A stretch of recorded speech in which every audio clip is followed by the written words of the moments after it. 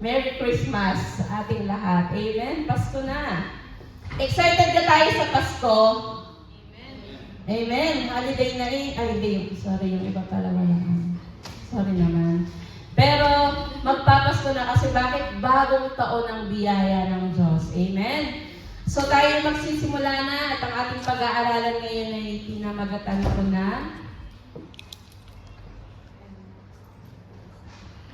Following God Wholeheartedly. Amen. At ang ating text ay matatagpuan natin sa Numbers 14:24. Nagulat ako, I am not extreme. Naku, wala ako. Amen. Sabi dito, but because my servant Caleb has a different spirit and follows me wholeheartedly, I will bring him into the land he went to, and his descendants will inherit it. Sabi ko sa Tagalog, ngunit si Caleb na aking lingkod ay naiiba sa kanila. Sumusunod siya sa akin ng buong katapatan, kaya makakapasok siya sa lupain iyon, pati ang kanyang angkan. Amen? So, ang pag-aaralan natin ay tungkol sa isang tao. Amen? At kung mapapansin ninyo, sabi sa verse, si Caleb. So, hindi siya anak ni Mrs. Jane Lee. Siya yung nasa Bible, na si Caleb na kasama ni Joshua. Amen? So, imagine, lahat tayo I think dito, di ba imagine, nung papunta tayo sa bansang ito, nung nasa airport tayo, nakatayo tayo sa airport at sabi mo, Lord, so pupuntahan kong bansa na New Zealand, mararanasan ko ang mga pangako mo. Amen? Lahat tayo pumunta sa lugar na ito na excited na may gagawin ng Diyos sa buhay natin. Sabi nga, isang bansa na sinasabi ng flowing with milk and honey, literal.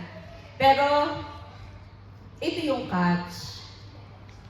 Nung pumunta tayo sa lugar na ito, sabi dito, punta ka sa New Zealand, maganda doon. Amen? Marami doong baka, mas marami pa nga ang baka kaysa sa tao. Pero ang catch dito, pagpunta mo sa bansang iyon, makakakita ka ng mga giants. Amen. Makakaranas ka ng mga challenges. Makakaranas ka ng mga pagsubok. Sa tingin ninyo, nung nasa airport kayo, tutuloy pa kayo? Yung sabi sa immigration officer, ay, pagpunta mo ka sa New Zealand, naku, karami ka doon mga gante. Marami kang mga pagsubok na pagdadaanan. Marami kang ma-encounter na challenges. Pupunta ka pa kaya dito? Ay ang buhay mo sa Pilipinas o kung nasa ang bansa ka, maayos. Amen? Masarap. Diba? So sa tingin mo, pagpunta mo ng bansang ito, nakita mo na, pagpunta mo lang ay, siya, ako muna ay, welcome po. Welcome sa Jesus, the Anointed One. Amen. Kami nagagalak na kayo aming kasama. Praise God. At yun, diga. So, sa tingin ninyo, tutuloy pa rin ba tayo? Pero walang nagsabi sa inyo sa immigration officer. Di ba pagpunta mo dun sa immigration, maganda dun sa bansang iyon. Napakaswerte mo. Di kaya yun ang sinasabi sa immigration?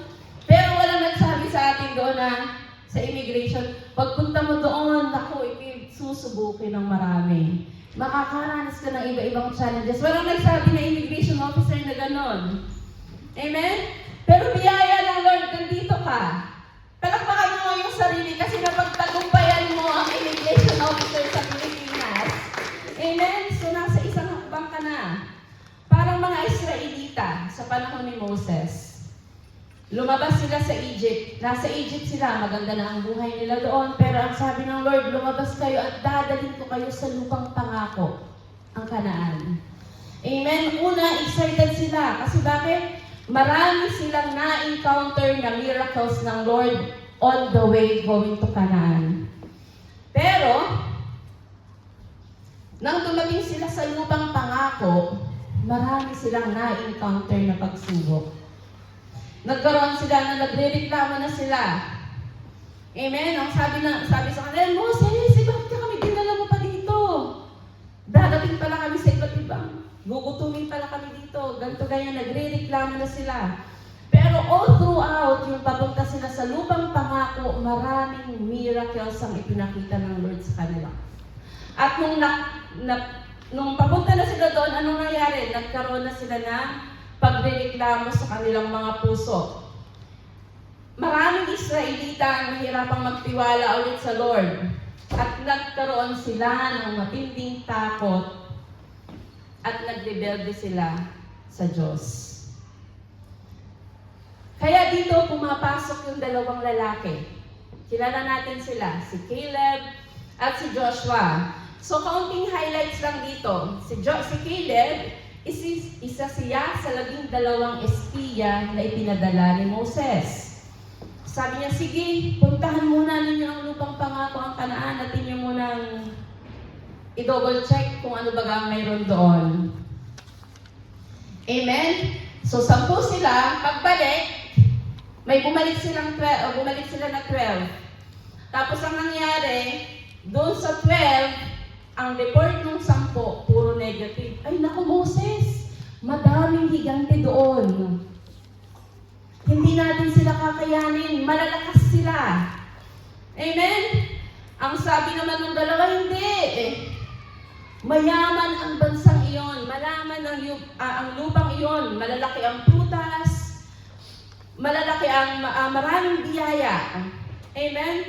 Yun ang matapang na sinabi ni Caleb. Ang sabi niya, hindi, kaya natin ito. Harapin mo ang iyong katabi at sabihin mo na kaya natin ito. Ano man ang ating pinagdadaanan ngayon, kaya mo ito. Amen? Kasi bakit? Kasama mo ang Diyos. Dahil sa kanyang tapang at pananampalataya, pinangako ng Diyos na siya lamang kasama si Joshua mula sa kanilang henerasyon ang makakapasok sa lupang pangako. Diba? From 12 na isinend, 2 generation lang ang makakapunta sa lupang pangako, which is ang henerasyon ni Joshua at ang henerasyon ni Caleb. Amen? So pagkalipas ng maraming taon, nung 85 years old na si Caleb, humarap siya kay Joshua at sinabi niya na, Joshua, ibigay mo sa akin ang bundok na iyon. Amen? At ito ang challenging na hiningi ni Caleb. Ang lugar na hiningi niya kay Joshua, doon nakatira ang matitinding higante, ang mga Anakim. Ngunit hindi siya natakot. Nilusog niya ang lupain iyon at pinagtagumpay sila ng Lord. Ganun yung attitude ni Caleb. Amen? So sa halip na ang hingi niya kay Joshua, yung maayos na lugar, yung maganda na, yung talagang na-cultivate na, pero ang hiningi pa rin niya, hindi. Ang hingin ko sa iyo kay Joshua, yung lugar kung saan maraming higante. Yung lugar kung saan maraming pagsubok. Yung lugar kung saan maraming challenges. Kasi bakit? Grabe naman si Caleb, excited siya kasi bakit? Muli, mararanasan niya ang pagsama ng Diyos sa kanya. Kasi bakit? Alam na alam ni Caleb na pagtatagumpayin siya ng Diyos. Kaya alam ko dito, ang bawat isa sa atin dito, pagtatagumpayin ng Diyos. Amen? So ano man ang hinaharap mo ngayon kapatid, alam kong hindi madali yan, pero one thing is for sure, pagtatagumpayin ka ng Diyos. Kaya palakpakan ng Lord. Hallelujah! Amen! At ang sabi dito, sa buhay natin ngayon, hindi tayo exempted sa mga giant ng ating buhay. Isa na dito ang stress sa trabaho, problema sa pamilya, temptation, doubt, fear, health issues, lahat tayo dumaraan dyan. Sometimes, kakulangan. Amen? Pero ito yung question natin, ito ang tanong ng Diyos sa atin. Are we following God halfway or like Caleb, fully and wholeheartedly? So habang nakakaranas tayo ng pagsubok, ito ang tanong sa atin. Lumalakad ka ba sa katwiran ng Diyos na buong-buo pa rin ang puso mo? Or half-hearted ka na teka Lord, gagawin mo nga kaya? May maganda ka nga kayang ibinigay sa amin sa lugar na ito. Mayroon ka nga ba, tututuhanin mo ba Lord yung ipinangako mo? Amen? So sa ngayong araw na ito, tatalakayin natin kung paano maging katulad ni Caleb. Sino dito ang gustong maging katulad ni Caleb? Amen. Alam mo yung buong-buo yung pananampalataya. Amen? At kung paano natin makikita ang blessing ng Lord sa buhay natin at sa future generation natin. Ang Diyos ibang magpala. Kung ikaw ay pinagpapala ngayon, hindi yan matatapos sa generation mo. Ito ay magdadaloy hanggang 4th, 5th generation mo. Pero ito ang catch. Kaya mo bang ipagkatiwala sa Diyos ang full generation ng buhay mo? Yung kaya mo, Lord, bahala ka na. Kasi minsan marami tayong pagkakataon sa buhay natin na ang pinagdaraanan natin, hindi natin kontrolado. Amen? Pero, parang si Caleb, humihingi ka pa ba sa Lord na, Lord, sige, dalhin mo ako doon sa lugar na yun, marami doon pagsubok. Exciting Lord. Diba? Pag tayo nananalangin, ano sasabihin mo, Lord, tama na naman. Sobrang sakit na Baka naman gusto mong sumagot sa aking panalangin. Amen? Pero the moment you entrust everything to God, makikita mo ang pagkilos niya sa ating buhay. Amen? At meron lang tayong 4 na bagay na pag-aaralan tungkol kay Caleb. Ayan. Yung unang-una, ang sabi dito, Caleb had another spirit. So, kakaiba ang espiritu ni Caleb compared dun sa 10. Meron siyang espiritu ng pananampalataya. So, sino dito ang may espiritu ng pananampalataya? Amen. Amen! Kasi bakit? Ang sabi sa Hebreo 11:6, without faith, it is impossible to please God. Amen. Ang pangalawa, ang sabi dito, a spirit different from the majority. So, kung mapapansin mo, ang majority ng 12 ay Negative. 6. Ano daw? Negative. Negative. Amen. Pag sinabing majority, yung 12 iyon, magkakasama. Amen. Pero bakit different siya sa majority? Kasi bakit dadalawa lang silang tumayo at nag-stand sa kanilang pananampalataya? At ang sabi dito sa Exodus 23:2, do not follow a multitude to do evil. Amen. So sometimes we compromise a lot.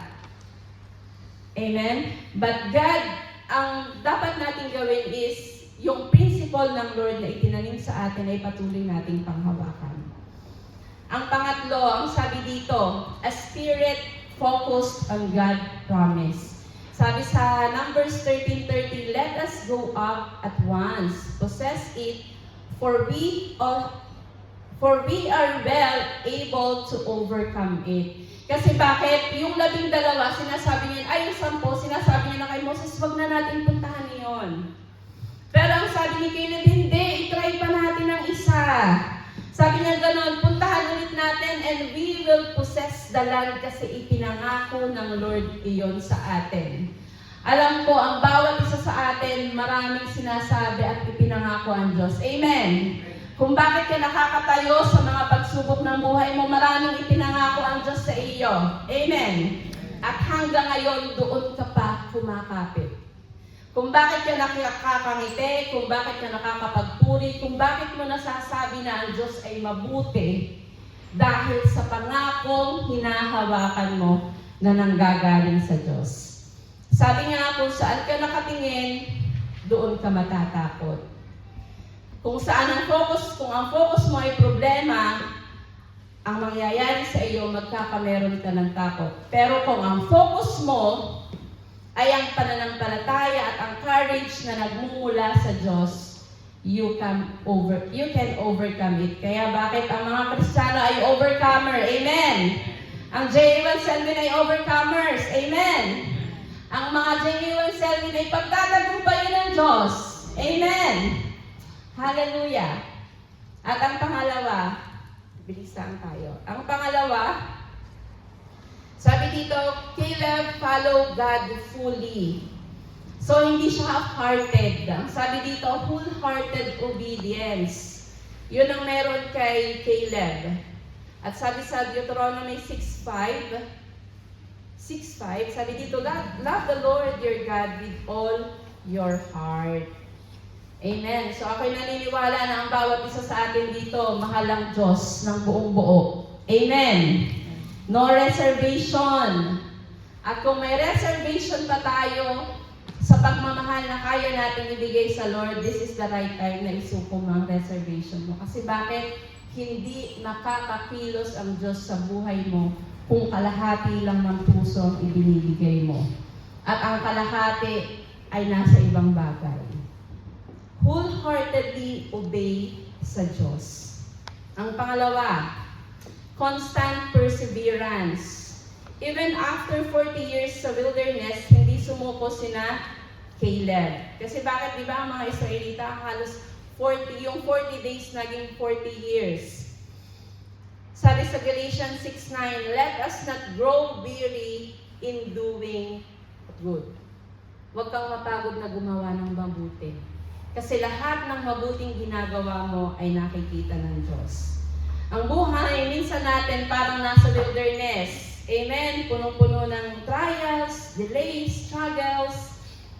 Pero ang pananampalataya mo ang nananatili sa iyo. Kaya hanggang ngayon, nandito tayo.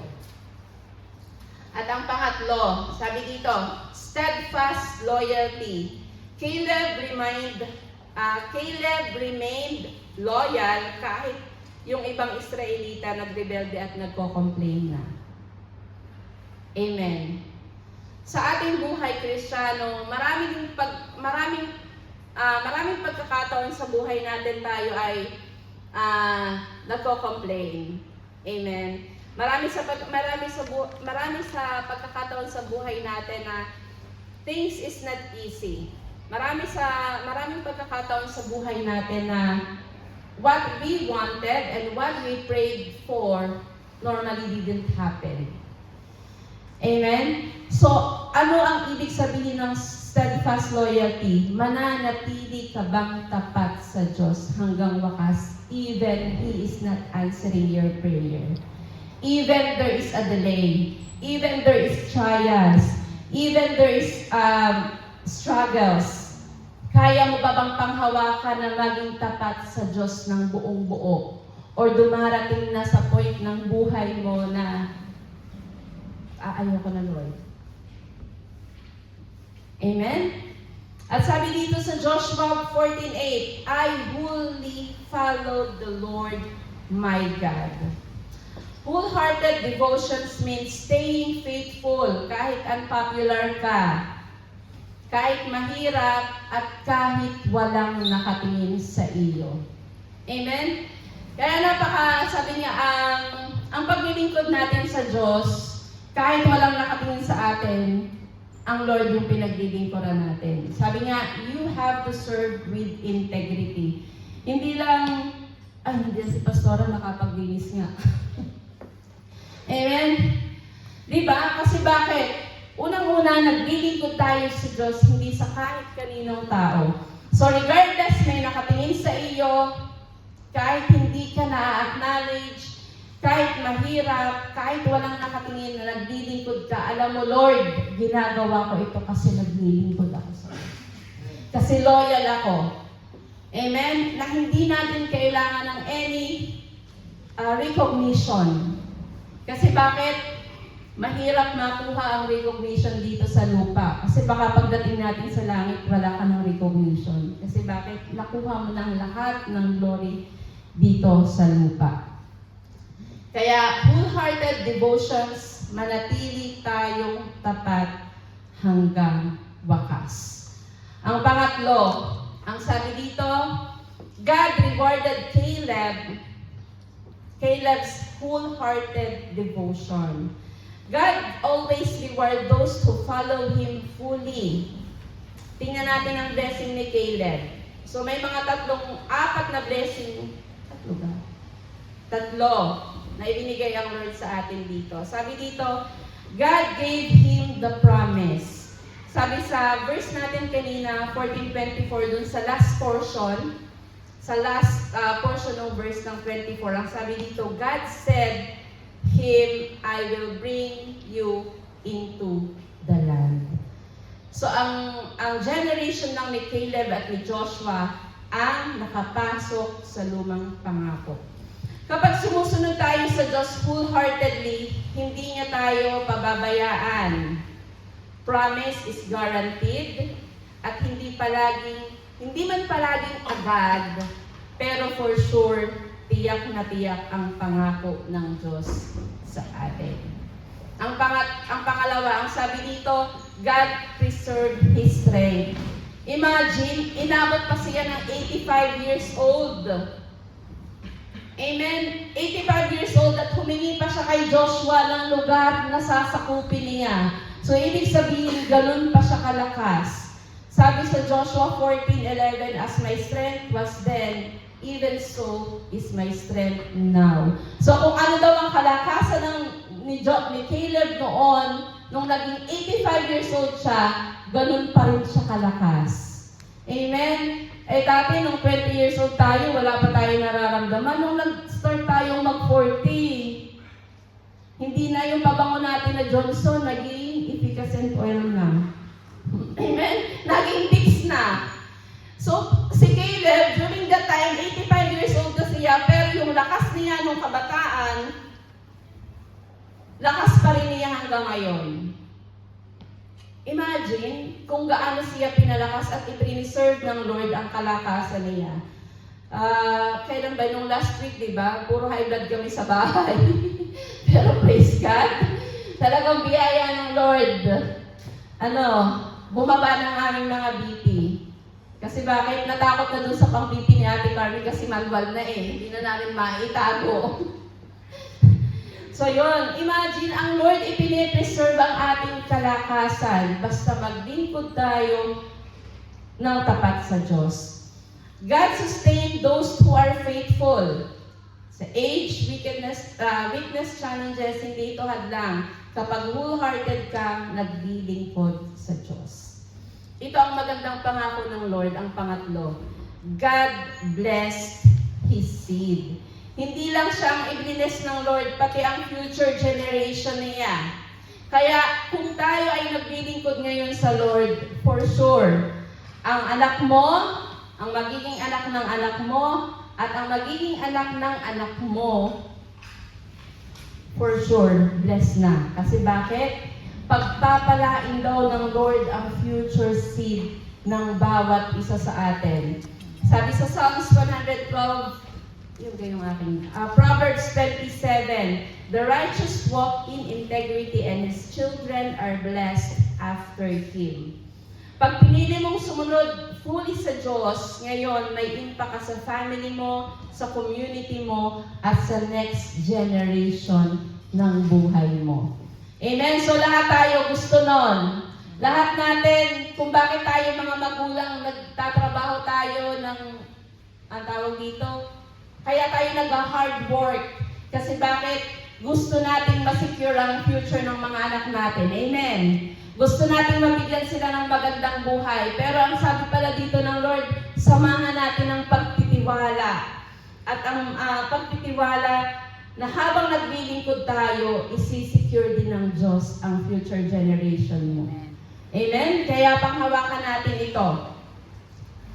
Ang pang-apat, ito naman, ang pang-apat naman, what following God wholeheartedly means for us today.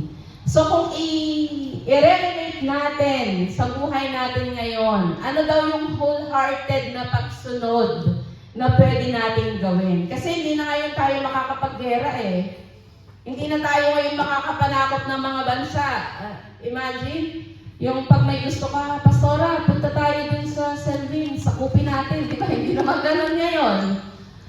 Pero ito yung current situation natin kung paano tayo magiging wholeheartedly serving Him. At paano natin ma-apply ang buhay ni Caleb sa ating modern life ngayon. Ang sabi dito, trust God above circumstances. Sabi sa Proverbs 3:5-6, trust Him with all your heart and do not rely on your own understanding. Amen? So pagkatiwalaan mo ang Diyos, ano man ang circumstances ng buhay mo. Ang pangalawa, refuse to bow to fear.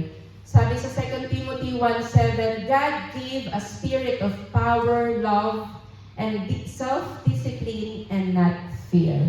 So binibigyan tayo ng Diyos ng kakayahan to refuse sa kung ano man takot ang meron tayo. Amen? So biyaya ng Lord, kami po ni Maider yata 2 days nang walang tulog. Iniisip namin si AJ. Nasa Auckland po siya ngayon. At biyaya ng Diyos, sabi ko nga ay, lagi lang natin ipagkatiwala ang ating mga anak. Alam mo po, nung nasa airport kami lang yung nagkikis sa kanya, kami lang yung nag-hug. Sabi ni ate, I think kayo lang yung ganyan na parents. Alam mo yung mag-aakyat na sila sa nakatingin pa rin kami sa kanya sila, parang he's not minding us, he is too confident. Hindi niya kami tinitingnan, pero kami ni Maidir, pinapag-pray siya ni Maidir, umiiyak na si Maidir, yung parang mag-a-abroad yung anak namin. Na 3 days lang siya sa Auckland, pero parang mag-OFW na si AJ. Sabi ko nga kaya, Lord, tanggalin mo tong fear sa puso ko. Amen, kasi hindi lang nanay, magkakampangalan sila ng malayo. Di ba, hindi na tayo napakali. Ay, sumakay pa ng eroplano. So talagang, kinakas out ko ilang araw na, Lord, tanggalin mo tong fear sa aking puso. That He is fine, He will be okay. At biyaya po ng Lord talagang, I think He is enjoying yung stay nila at pabalik na sila dito mamaya. Praise God. Tapos na ang kanilang competition. At biyaya ng Diyos, amen. Hindi kami nakatulog kasi bakit inaabangan namin yung game nila. At sabi ni Maidir, hindi ako mapakali Maidir, hindi ko alam kung iniisip ko yung laro ni AJ or si AJ yung iniisip ko. Amen? Pero sabi ko nga lagi ko, sa gabi ko pa, Lord, tanggalin mo yung fear sa puso ko, tanggalin mo yung anumang negative things na inilalagay ng kaaway sa isip ko para hindi ko ma-enjoy itong araw na ito. Amen? At biyaya po ng Lord, talagang excited kami sa kanyang pagbalik mamaya. Di ba? OFW yung anak. Kaya dapat we have to refuse fear over our life. So pag natatakot tayo, pag may mga panahong natatakot ka, cast it out. Kasi bakit? Kayang gumawa ng Diyos sa buhay mo ng mga bagay na hindi mo inaasahan. Amen? So, sa susunod, yung lahat ng youth natin, ipapadala natin sa Auckland. Payag kayo mga nanay dito. Amen. Magkakamp sila doon sa Auckland. Payag na kayo? Amen. Payag daw. Kasama si Tita Jonah at saka si Kuya James. Basta dito rin ang ministry, pastora. Joke lang pala yun. Amen? Ang pangatlo, sabi dito, stand for God even if alone. Ang sabi dito, Joshua 24:15, decide today, as for me and my house, we will serve the Lord. So ngayong araw na ito, kahit yung mga kamag-anak natin against sa ating pananampalataya, kahit ang asawa natin sometimes hindi natin kasundo sa ating pananampalataya. Kasi ako naniniwala, ang mag-asawa, magkaibang individual pa rin yan. Magkaiba ng pananampalataya. Amen? At Ako, Bro, okay lang yan, bro. Naunawaan kita, bro. Amen? So, kaya itaguyod natin ang ating mga bandila, mga kababaihan. Okay, joke lang. Amen? So, even your husband and wife, you are still two individual. So, ibig sabihin, kung ano yung iniisip ng asawa mo, hindi mo pwedeng isipin na ito dapat ang isipin mo. Parang na yung Kristiyano, di ba? Hindi naman gayon. Pag, ang lakas ng amen mo, bro. Okay lang yan, bro. So, ibig sabihin, ito lang yung kaya natin gawin. Whatever faith you have, stand for it. Hindi mo kayang baguhin ang isang tao. Pero, sabi nga, nagsishare kami ni Myron na, Pastora, hindi ko alam ba't hindi na ako naintindihan. Diba? May mga pagkakataon sa buhay natin na hindi tayo maintindihan ng maraming tao sa ating pananampalataya kasi parang exaggerated naman yung pananampalataya niya. Ni kapatid. Kasi diba may mga extent na hindi. Ilalabas tayo ng Lord. Pero kung titingnan mo yung sita, hindi, pagpapalain tayo ng Lord. Pero kung titingnan mo, parang imposible yung sinasabi naman ni Pastora na pagpapalain kami.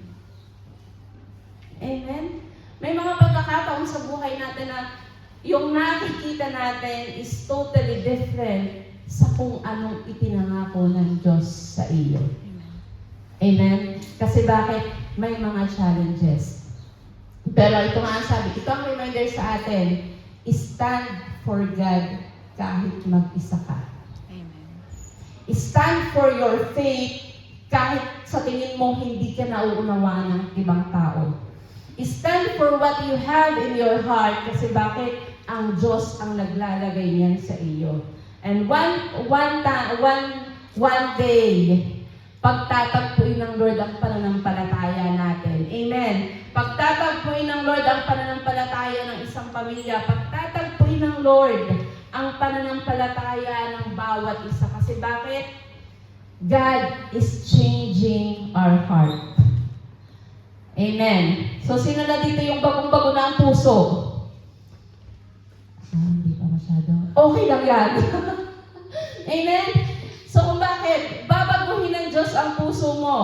Hindi babaguhin ng Diyos yung katabi mo. Tingnan mo yung katabi mo, mukha nagang binago ng Diyos. Amen? So, ang unang babaguhin ng Diyos ay ang puso ng isang tao. Ito lang yung gagawin mo.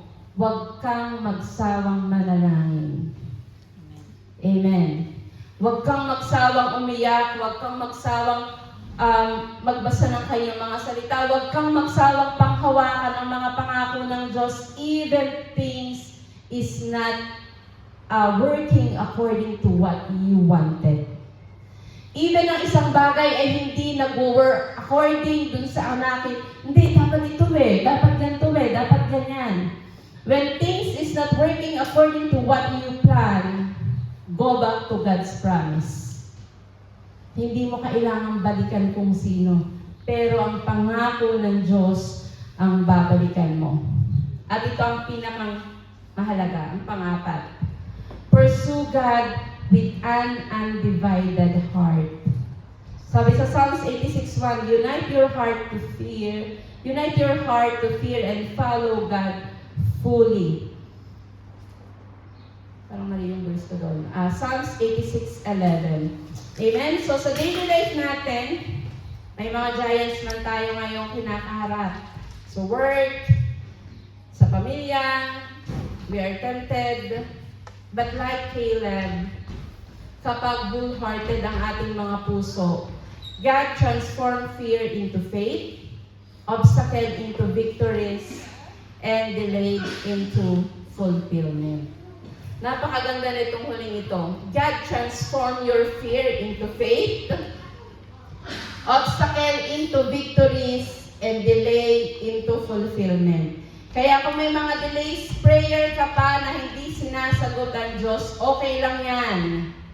Just pursue God with an undivided heart. Amen? Kaya buuin mo ulit ang puso mo. Ngayong araw na ito lang yung ini-encourage ko ang bawat isa. Buuin mo ulit ang puso mo sa pananampalatayang inilagay ng Lord nung una sa iyo. Nung una kang pumunta sa lugar na ito, buong-buo ang puso mo. Amen? Na may gagawin ng Diyos sa akin. Pagpapalain niya ako sa bansang ito kasama ang aking buong pamilya. Pero dahil sa mga pagsubok na pinagdaanan mo, ang puso natin unti-unti nang nahahati. Unti-unti nang nauubos. Unti-unti nang, Lord, bakit nag-ito'y na yung pakiramdam ko? Nawawalan ka na ng joy, ninakaw na ng kaaway ang joy mo. Ninakaw na ng kaaway ang excitement mo. Ninakaw na ng kaaway yung mga pangakong inilagay ng Diyos sa buhay mo. Kasi bakit? Naging undivided na. Pero sabi nga ng Diyos, anak, ay di, anong gagawin mo? Balik ulit. Buuin mo ulit yung pananampalatayang inilagay ko sa iyo nung una. Nung una kang pumunta sa lugar na ito na, Lord, New Zealand. Pagpapalain mo ako sa bansang ito. Kasama ng aking buong family. Amen? Buuin mo ulit yung pangako ng Diyos sa buhay mo. Kasi bakit? Ang nangako sa iyo ay hindi tao, kundi ang Diyos. At ang sabi ng Diyos, I who started the work in you will finish it. Amen. Sa kaya kung ano ang sinimulan ng Diyos sa buhay mo, tatapusin na yan na yung may katagumpayan. Amen. Kung ano yung ipinangako ng Diyos sa buhay mo, pagtatagumpayin ka niya at mararanasan mo yan. Pero ito lang ang hinihiling niya sa iyo, anak. Buuin mo ulit yung puso mo sa akin. Medyo marami nang nalaglag. Amen? Medyo marami nang ninakaw ang kaaway sa puso mo. Kaya ibalik mo ulit kung paano ikaw nagtiwala sa akin. At ito lang yung challenge ng Lord sa atin. Tingnan mo daw yung sarili mo. Tingnan yung sarili. Tingnan mo yung sarili ngayon. Following ka ba kay Lord, half-heartedly or fully like Caleb? Are you trusting Him fully? Perseverance in faith kahit mahirap. And living in integrity kahit walang nakatingin. So ito yun ang challenge ng Lord sa atin. Sabi niya, di ba, trust in me with all of your heart. Amen? I will never leave you nor forsake you. At sa hapon ito, as we worship Him, hayaan mong buuin ulit ng Lord yung puso mo. Yung undivided heart mo, hayaan mong ihiyog niya. Yung puso mong sugatan, hayaan mong ihiyog niya. Yung puso mong nagdadoubt, hayaan mong palitan ulit niya ng pananampalataya. Hayaan mo yung puso mo na nagtatanong na, Lord, tama pa ba ang ginagawa ko? Hayaan mong buuin ulit ng Lord yan sa'yo, kapatid. Kasi bakit? Hininanakaw ng kaaway ang iyong kapayapaan. Ang joy mo. At pag kang pumayag. Amen. Life is not always easy. Pero always remember, mayroon kang Diyos na tapat sa iyo hanggang wakas. At sa hapong ito, as we worship Him, hayaan mo that as you close your eyes, singin mo ulit sa Lord na, Lord, ibalik mo ulit yung pananampalataya ko sa iyo ng buong buo. Ibalik mo ulit yung puso ko, Panginoon, na nagtitiwala sa iyo no matter what. Amen? Hallelujah! Sige tayo ay tumayo at hayaan mo na ipagkatiwala mo sa Diyos lahat.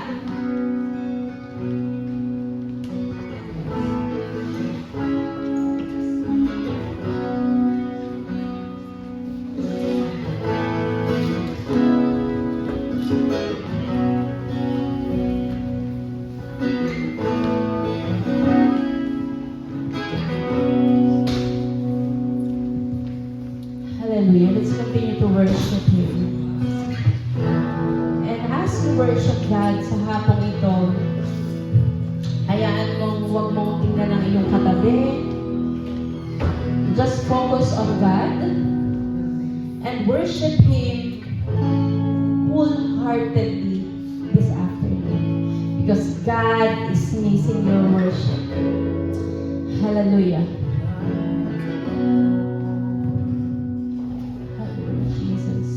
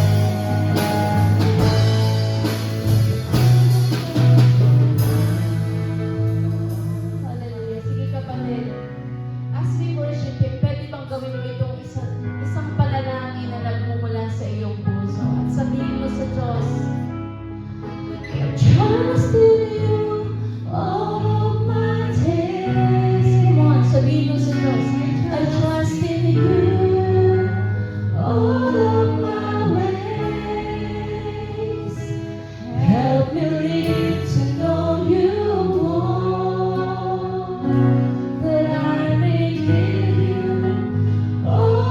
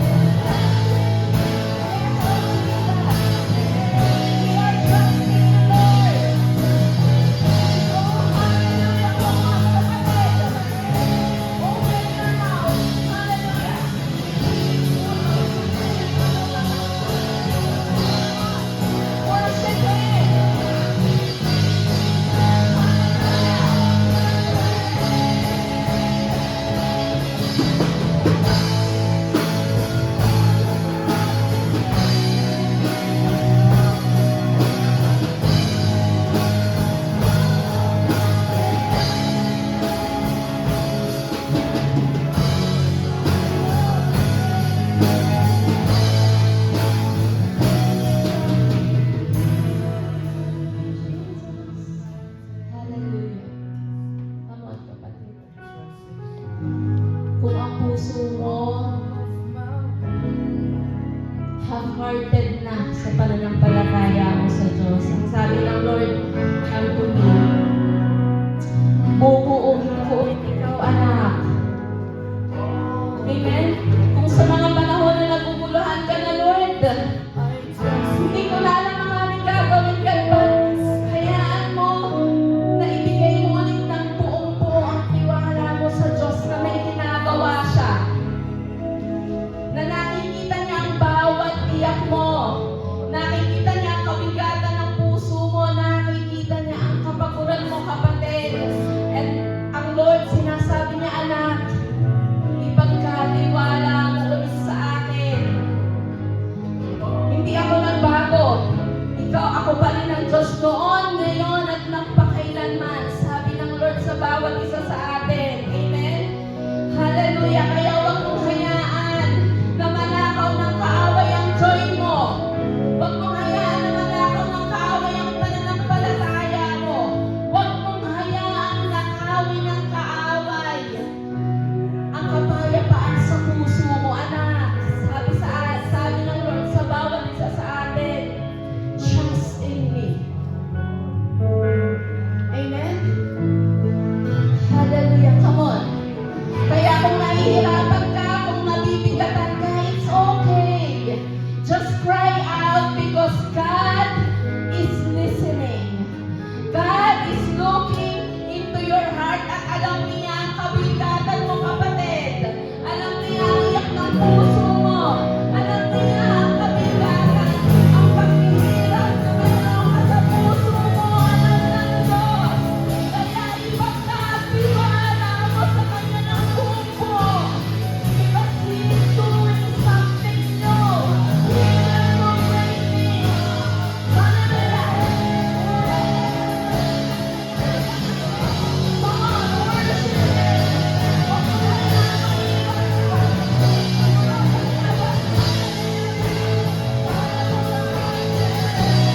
Come on, worship Him.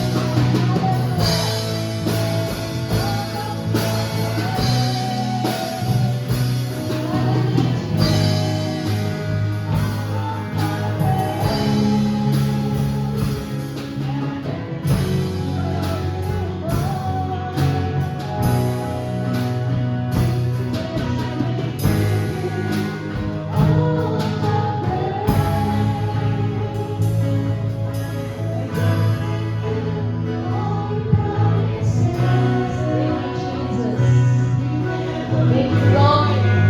Thank you, Abba Father. Thank you, Jesus. Thank you, Holy Spirit. Lord, Abba Father, thank you. Hallelujah. Oh, Jesus. Abba Father in heaven, we thank you, God. We thank you, Jesus. We thank you, Holy Spirit, for reminding us again today na anuman ang aming nasa puso, Lord, kaya namin ipagkatiwala sa iyo ng buong buo. Na kung ano man ang daladalan ng puso namin, Lord, kaya namin magtiwala ulit sa iyo, Panginoon, at ang dalangin ng bawat isa sa amin sa lugar na ito, God. Buuin mo ulit ang aming mga puso towards the faith that you have given to us before, Panginoon. Buuin mo ulit ang aming pananampalataya, God, that you are doing something in our lives, God. Hallelujah. Maraming salamat, Panginoon, sa katapatan mo, sa biyaya ng buhay, sa aming pamilya, sa aming trabaho, sa lahat ng mayroon kami, Panginoon, dahil apart from you, we are nothing. Apart from you, Panginoon, hindi namin